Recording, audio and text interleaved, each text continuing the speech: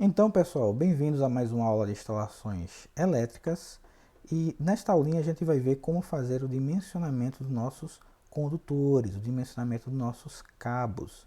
E é isso que muita gente se tem perguntado sempre, qual é o cabo adequado para a gente utilizar, qual fio que eu utilizo, tá? E a gente vai ver que vocês vão notar com profissionais de instalações elétricas, sejam engenheiros civis, sejam técnicos em edificações, seja técnico de instalações elétricas mesmo, que é uma pergunta muito frequente. Muita gente vem, quer fazer uma reforma e vem perguntar para a gente qual é o cabo que que ele deveria utilizar para ligar tal equipamento. Você vai tentar explicar para ele que não é tão simples assim, precisa de uma conta. Algumas pessoas insistem, não, mas diga aí um valor, tá? Não, pessoal, não existe fórmula mágica, não chutem um valor. Calculem, não é tão difícil assim. Evitem dar uma solução pronta, tá? Nós estudamos para isso, para que a gente possa dar a resposta técnica correta. Pode acontecer o contrário também, você chega numa obra, tem um cabo lá sendo utilizado, e você vai dizer que aquele cabo não é o adequado, e a pessoa vai questionar você, não, está exagerando, não é assim, eu sempre utilizei isso, nunca deu problema. E, na verdade, o que você tem que fazer é calcular para mostrar de que de fato qual é o cabo mais adequado ou não. Não existe mágica. Então, para nivelar conhecimento, nossos princípios básicos aqui são esses. Fios e cabos são chamados de condutores. Quando a gente falar condutor, eu posso estar me referindo a um fio ou um cabo elétrico, tanto faz. E eu vou especificar esse meu condutor pela área da seção nominal, que é dada em milímetros quadrados. Eu vou dizer quantos milímetros quadrados é o cabo que eu quero utilizar. Okay? Então, quando eu falar um fio de 2,5, estou dizendo que o fio ele tem uma seção equivalente a 2,5 milímetros quadrados. É a seção de cobre que efetivamente conduz energia elétrica. Existem outros jeitos de se classificar os fios e cabos, mas são formas antigas, a gente não vai nem mencionar. Hoje em dia todo mundo já está mais que acostumado a falar e se referir aos cabos e fios pela seção nominal em milímetros quadrados, e é assim que você compra em qualquer armazém sem dificuldade. Tá? E a seção que a gente vai calcular, vocês vão ver que depende de várias coisas. Depende do tipo de carga, depende da carga em si, depende do tipo da instalação elétrica, e a gente vai ver como tudo isso influencia a minha ligação. E o princípio básico, o princípio fundamental é esse. A corrente que o meu cabo vai suportar, que o meu condutor vai suportar, ele tem que ser maior do que a corrente do meu disjuntor, para o qual o disjuntor está especificado, que por sua vez tem que ser maior do que a corrente de projeto. Por que isso?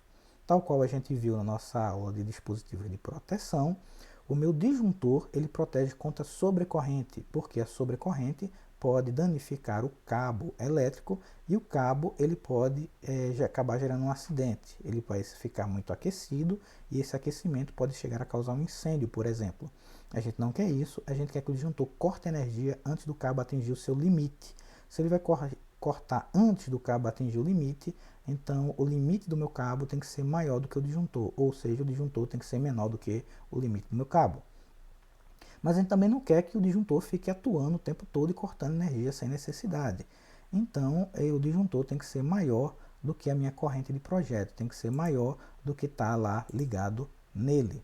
E como a gente vai ver mais para frente. E como é que eu calculo quanto o meu cabo aguenta? Basicamente são três etapas. Eu pego eu especifico um cabo qualquer, eu chuto entre aspas um cabo e vou achar quanto é que aquele cabo suporta na tabela, que vai me dar a corrente de referência, o I0. E eu tenho que corrigir esse I0 por dois fatores, um fator de temperatura e um fator de agrupamento. É simples assim. Pode parecer um pouquinho complexo quando a gente estiver vendo daqui a pouco na nossa parte prática, porque eu vou fazer passo a passo, mas basicamente é isso. Eu pego o valor de tabela, multiplico por a correção de temperatura e uma correção de agrupamento, ok? Então, como a gente começa? Primeiro passo, eu tenho que saber o quanto de carga está ligado em cada circuito. Então, nesse exemplo que eu vou utilizar aqui, eu tenho 4 circuitos elétricos. Circuito 1 de iluminação, 2 tomadas de cozinha, 3 tomadas de uso geral e 4 de chuveiro elétrico. E vou achar quanto é a potência total ligada em cada um daqueles meus circuitos. Então, como exemplo aqui, meu circuito 1 teria 800 watts e assim por diante. Eu vou ter a minha tensão da minha instalação elétrica. Então aqui eu estou utilizando como exemplo 220 volts, dependendo da região do país que você esteja, pode ser 220 ou 110. E a minha corrente, pela lei de Ohms, é simplesmente eu dividir a minha potência pela minha tensão, 800 dividido por 220 vai dar 3,63 e assim por diante. Eu vou achar quanto é a corrente de projeto de cada um dos meus circuitos, que são essas daqui. Ou seja, eu tenho que saber o que é que eu vou ligar, tenho que saber qual é a carga que eu quero alimentar. E eu estou fazendo isso representando essa minha tabelinha, que é o meu quadro de cargas. A gente viu isso na nossa aula prática de divisão de circuitos. Então, vou pegar essa minha tabelinha e vou, como segundo passo, já especificar meu disjuntor direto. Como é que eu especifico? Eu vou pegar uma tabela de um fabricante qualquer e vou ver qual o valor que é imediatamente superior ao valor da minha carga de projeto. Então, vou lá meu fabricante, vou ver pelo meu fabricante que eu escolhi qual é o disjuntor comercial que ele fabrica que seja imediatamente maior do que esse valor daqui. Então, para o meu primeiro circuito de iluminação, eu tenho 3,6 amperes. Qual é o disjuntor imediatamente superior? Na minha tabelinha, eu fui lá do meu fabricante e peguei 6 amperes. Vocês viram isso lá, essa tabelinha, lá na nossa aula de dispositivos de proteção. Para qual é o disjuntor imediatamente acima de 8, vai ser o de 10. O imediatamente acima de 9 vai ser o de 10 também. Imediatamente acima de 29 vai ser o de 32. Já especifiquei meu disjuntor, não vou mexer mais nisso, já está especificado, já sei quanto é o disjuntor de cada um dos meus circuitos. E o que é que eu vou fazer agora?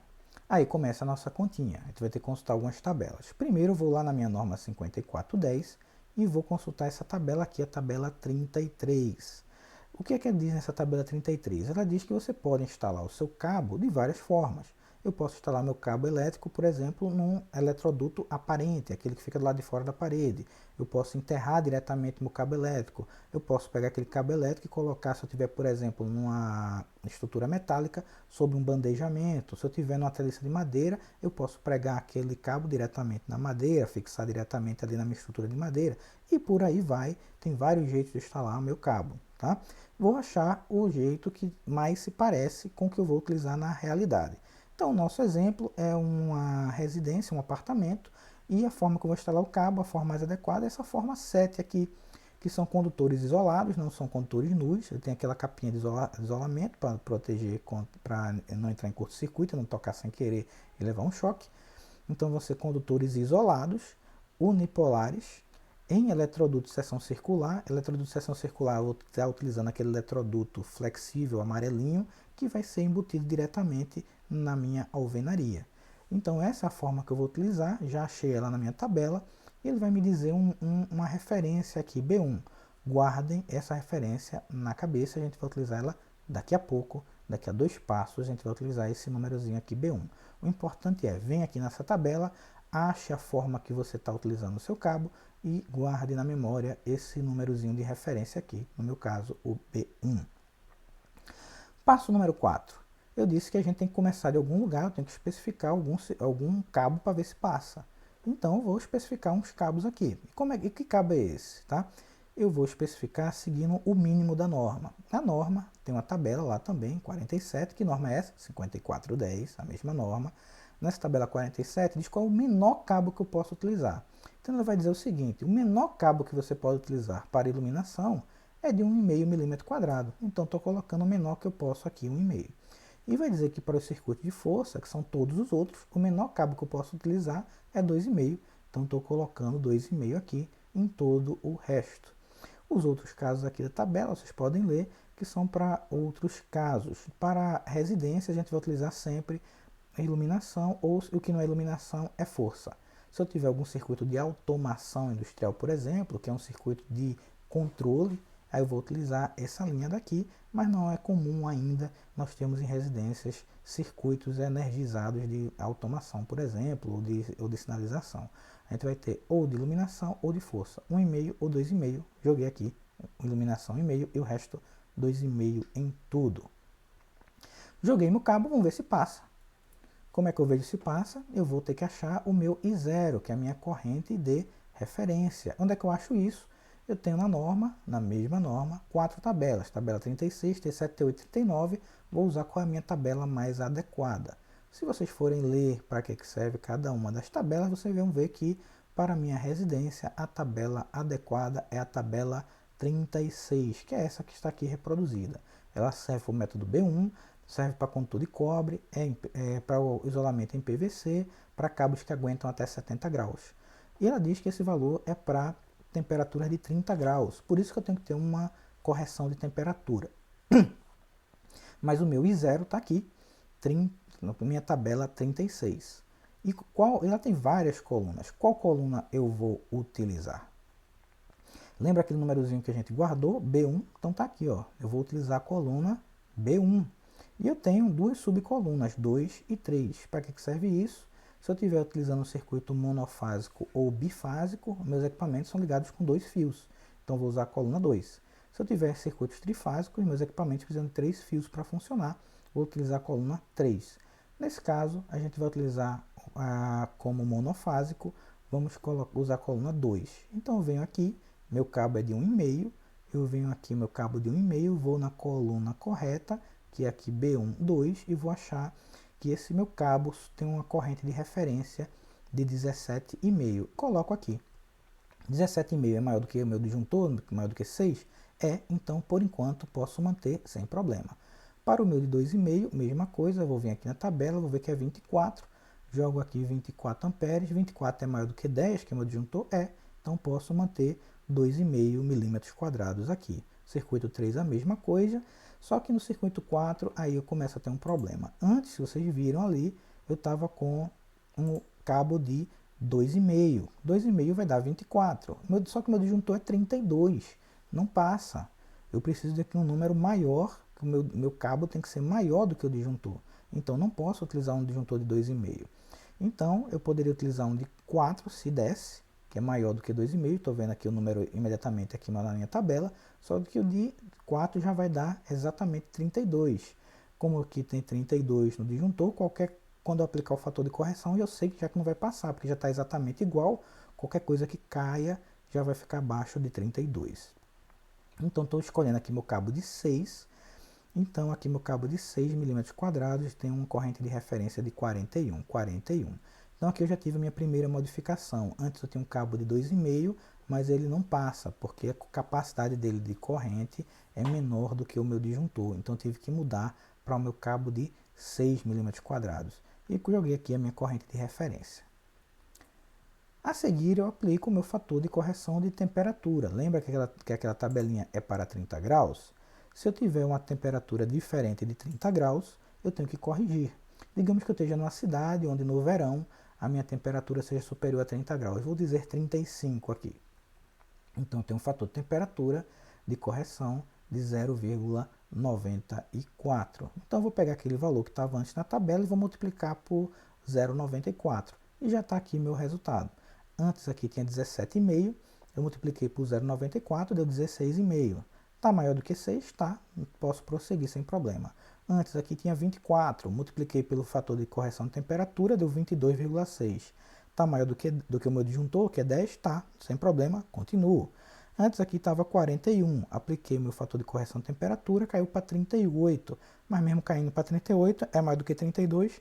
Sem problema, continuo. Já apliquei meu primeiro fator de correção, que é o de temperatura. De acordo com a temperatura que você tiver, o seu fator de correção aqui está, que você vai aplicar o correto. E agora falta o meu último fator de correção, que é o fator de correção de agrupamento.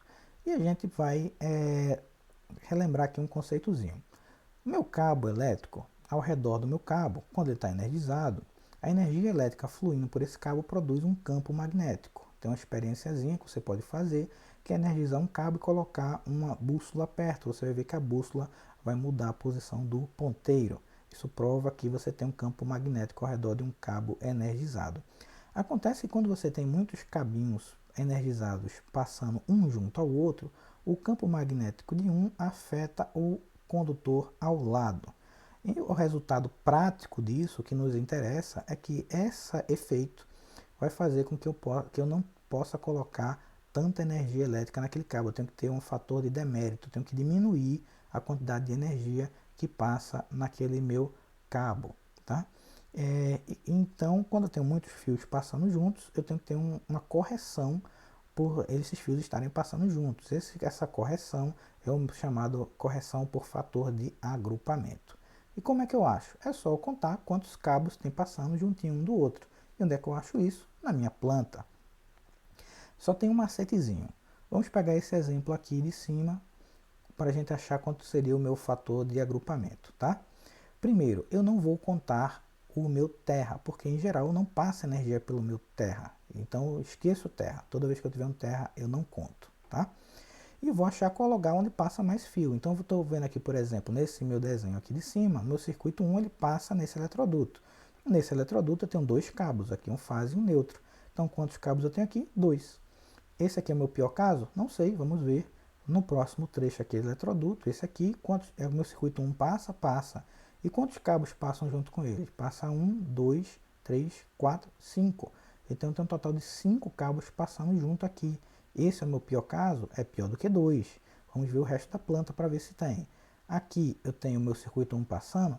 Tenho, porque o meu circuito de iluminação está ligado no circuito 1. Então esse retorno aqui é do circuito 1, mas aqui são 3 cabos. 3 é o pior caso? Não, eu já achei 5 aqui. Então 5 é meu pior caso. Então aqui você vai ver que aqui vai dar 3, não é pior do que 5. Aqui você vai ver que dá 2, não é pior do que 5. Aqui você vai ver que dá 3, aqui também. Então você vai ver que nesta minha plantazinha muito simples, o pior caso que eu tenho são 5 cabos passando junto, onde o circuito 1 passa. Somente do circuito 1, que é o que eu estou analisando agora. E qual fator de agrupamento que eu vou fazer? Eu vou pegar esse número e dividir por 2, tá? Essa é a forma prática da gente fazer isso. Então, se eu tenho 5 aqui, eu vou dividir por 2, vai dar 2,5. E eu arredondo para cima. Nessa minha planta, o meu fator de agrupamento seria 3. Por quê? Porque eu tenho 5 cabos passando junto do circuito 1. 5 dividido por 2 dá 2,5. E eu arredondo para cima, 2,5 dá 3. Nesse caso aqui daria 3. Nesse caso aqui de baixo, quanto é que daria para o circuito 1? Meu circuito 1, nesse trecho aqui, quantos cabos tem passando junto? 4. Eu tenho aqui um fase, um neutro, outra fase, outro neutro. Eu tenho terra, mas o terra eu não conto. Então eu tenho aqui apenas 4 cabos, porque o terra eu desprezo. Esse é o pior caso, não sei, vamos ver. Aqui eu tenho 2. Então aqui 2 não é pior do que 4, 4 é pior. E aqui meu circuito 1 não passa nesse trecho, então 4 é o pior. 4 dividido por 2 dá 2. Eu não preciso arredondar para cima, porque não é 2,5, é 2 exatamente. Então meu fator de agrupamento nesse caso aqui seria 2. Nesse caso aqui seria 3, tá? Então é assim que eu acho. Através da minha planta, eu vou achar quanto é o meu fator de agrupamento. Para fins de exercício, eu coloquei aqui uns fatores de agrupamento. Digamos que para o circuito 1 fosse 4. Digamos que para o circuito 2 e 3, todos os dois tivessem um fator de agrupamento de 3. E para o circuito 4, digamos que eu tivesse um fator de agrupamento de 2. Tá? São valores fictícios aqui que eu coloquei para prosseguir com o nosso exercício. Como é que eu acho? Acho através da minha planta. Vou pegar o pior caso e divido o número de fios energizados por 2, sem contar o terra. Ok? Então achei esse valor aqui e agora é só aplicar o fator de agrupamento direto. Onde é que eu acho ele? Na tabela número 42 lá da minha norma, a mesma norma, 5410. Eu vou ver aqui qual é a coluna onde se encaixa o meu caso. Nesse caso vai ser essa coluna 1, que é eletrodutos que são cabos em feixe ao ar livre ou sobre superfície ou embutidos em conduto fechado. Então, meu caso aqui é embutido em conduto fechado, então se aplica aqui a este caso. Então, e aqui está o meu fator de agrupamento. Então, para o meu primeiro caso, eu tinha achado um fator de agrupamento de 4, fictício aqui, né? Vamos ver quanto é que daria. Para fator 4, eu teria um fator de correção de 0,65. Então, relembrando, eu peguei aqui primeiro o meu cabo, que era o 1,5, fui lá na minha tabela de referência, tinha achado 17,5. Apliquei a minha fator de correção de temperatura, caiu para 16 e agora eu estou aplicando o meu fator de agrupamento e caiu de 16 para 10. Só que 10 ainda é maior do que 6, sem problema, posso utilizar o 1,5, não preciso mexer. Aqui eu fui na minha tabela de referência, de valor de referência, para o cabo de 2,5 tinha dado 24, apliquei o meu fator de temperatura, tinha caído para 21, e agora eu vou utilizar o meu fator de agrupamento, que é de 3, que a gente combinou aqui no slide anterior, que vai ser de 0,7. Se eu multiplicar por 0,7, caiu para 15,82. É maior do que 10? É, não preciso mexer no meu cabo. Mesma coisa para o de baixo. Só que nesse caso de cá, a gente viu que a gente pegou um fio de 6, tinha dado 41. Eu tinha aplicado o meu primeiro fator de correção, que era a temperatura, tinha caído para 38, e agora com o fator de 2 caiu para 30. Só que 30 é menor do que 32, aí já não passa. Eu preciso que o meu cabo tenha capacidade maior do que o meu disjuntor, então não posso utilizar o meu circuito 6. O que é que eu tenho que fazer agora? Eu tenho que pegar um valor maior, então está aqui, eu volto para o meu passo 5 e eu vou pegar um valor maior e aplicar os dois fatores de novo. Não preciso recalcular nada. Volto aqui para a minha tabela de referência. Maior do que 6, tenho cabo de 10, que vai dar uma capacidade de 57.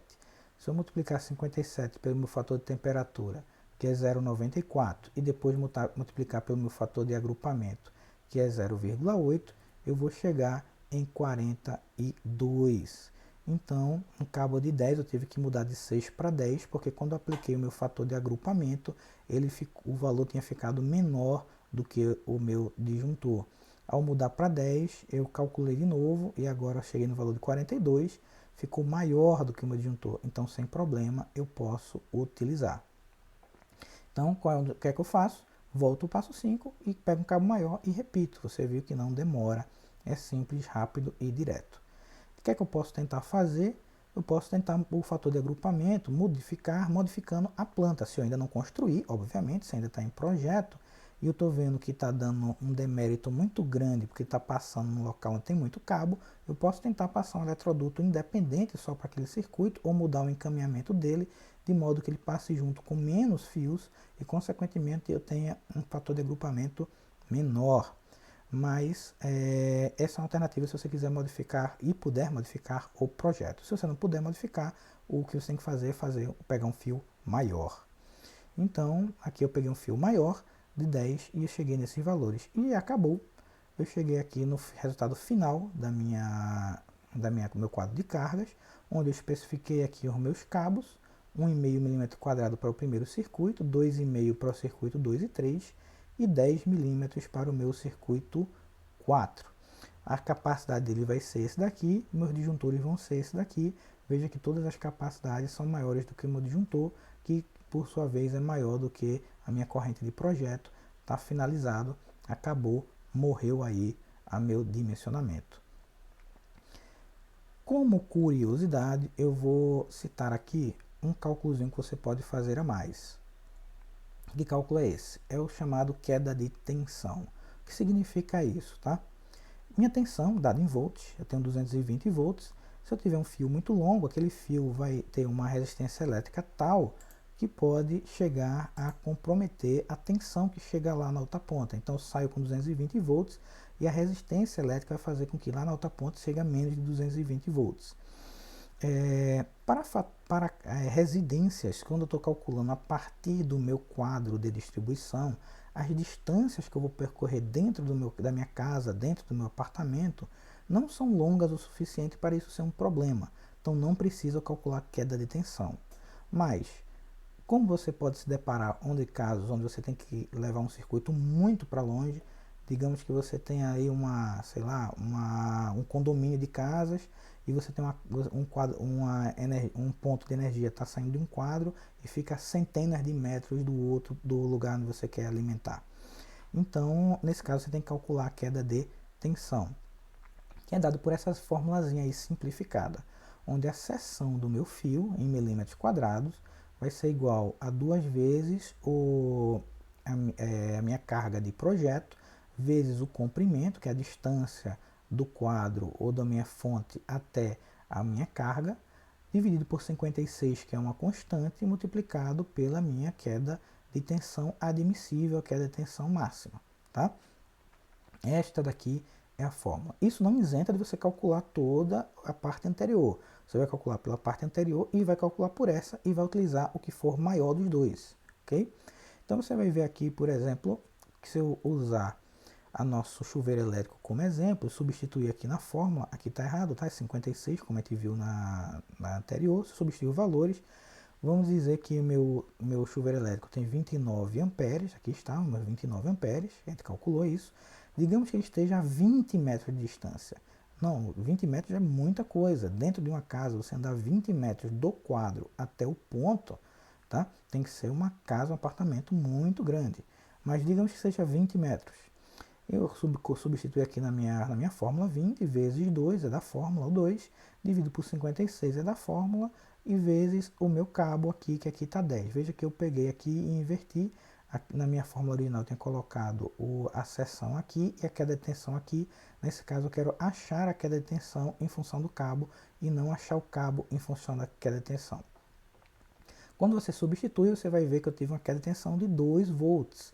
Significa que, nesse caso, se eu estiver usando esse fio aqui, essa bitola aqui de condutor de 10 mm², para uma carga de 29 A a 20 metros de distância, eu vou ter uma perda de apenas 2 volts. Em vez de então 220 volts, eu vou chegar lá com 218 volts lá na ponta.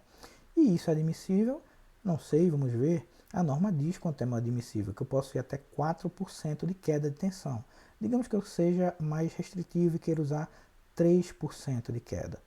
Então, 220 volts, 3% disso vai dar 6 volts. Então, eu poderia ter uma queda de tensão de 6 volts e só tive de 2. Então, você vê que eu não precisaria eu ter feito esse cálculo, porque a minha queda de tensão foi muito menor do que a queda de tensão que eu poderia ter, que era de 6 volts. Então, eu posso utilizar esse cabo sem problema. Você vai ver que para que isso aqui começasse a ser um problema, eu teria que ter uma distância aqui de em torno de 70 metros, que é algo dentro de uma residência totalmente impossível, a não ser que você esteja calculando realmente uma mansão onde o cabo está muito, muito distante. Mas em outros casos, como eu disse, pode ser relevante.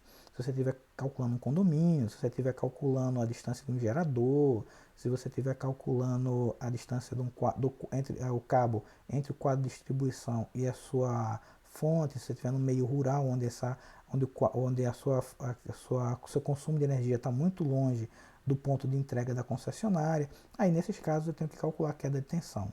Mas para o nosso exercício, dentro do apartamento em si, a distância do quadro de distribuição até a minha fonte não é suficiente para que seja relevante. Para mais informações, leiam a norma na íntegra, a norma 5410, no item 6.2 tem todo esse detalhamento. Espero que a gente tenha visto isso de forma prática.